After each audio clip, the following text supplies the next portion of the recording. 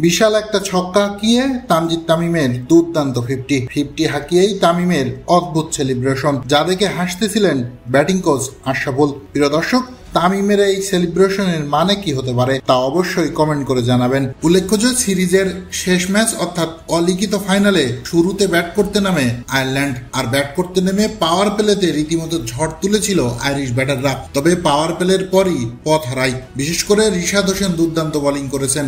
এই লেগই দ্রুত উইকেট তুলে চাপে ফেলে আইরিশদের। এরপর আর তারা ম্যাচে ফিরতে পারেনি। বোলিং এর শুরুটা ভালো হয়নি বাংলাদেশের। আয়ারল্যান্ডকে প্রথম ওভারে 13 রান দেন শেখ মেহেদী। চতুর্থ ওভার করতে আসা শরীফুলের ওই ওভারে 2-4 আর 1 ছক্কায় 14 রান তোলে টিম টেক্টর। তবে এত রান দিলেও পরের ওভারে এসে টেক্টরকে আউট করে বাংলাদেশকে প্রথম সাফল্য এনে দেন শরীফুল। এরপর পাওয়ার প্লের শেষ ওভারে অদ্ভুত আউট হয়ে হ্যারি টেক্টর ফেলে গেলে 51 রানেই 2 উইকেট হারায় আইরিশরা। মুস্তাফিজের ওই বলে হ্যারি টেক্টর রক্ষণাত্মক ভঙ্গিতে ব্যাট চালালেও বল তার ব্যাটে লেগে স্টাম্পের দিকে ছুটে যায়। বিপদ টের পেয়ে এই ব্যাটার তাড়াতাড়ি পা দিয়ে বল সরাতে গিয়েও পারেননি। বল ভেঙে দেয় স্টাম্প, রীতিমতো মাটিতে লুটিয়ে পড়েন তিনি। ওই ওভারে মুস্তাফিজ দেন মাত্র 1 রান। আউট হয়ে মন খারাপ করে তাই প্যাভিলিয়নের দিকে ফেরেন হ্যারি টেক্টর।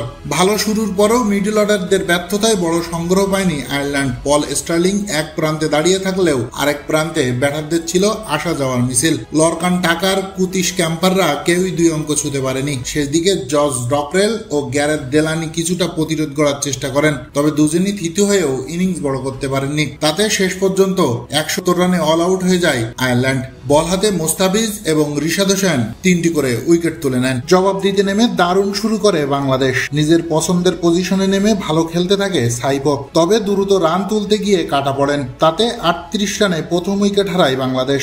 এরপর লিটনও সাইফের পিছু ধরলে 46 রানে 2 উইকেট হারায় বাংলাদেশ। তবে সাইফ লিটন বিদায় নিয়েছে, তাতে কি হয়েছে?